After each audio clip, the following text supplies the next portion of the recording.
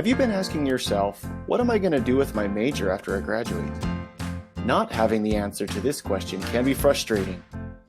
But don't let it get you down. The SUU Career Center is here to help. In order to find out what your major can do for you, first, you'll need to visit our Deciding on a Major or Career website. Then, you will click on Explore on My Own.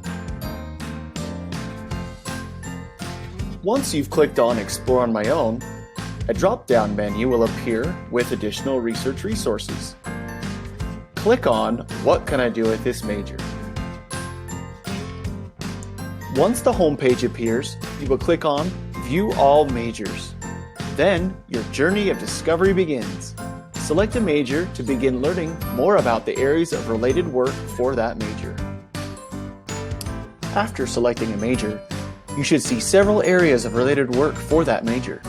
For example, the first area for accounting is public accounting, followed by employers who hire for public accounting, and strategies on how you can get there.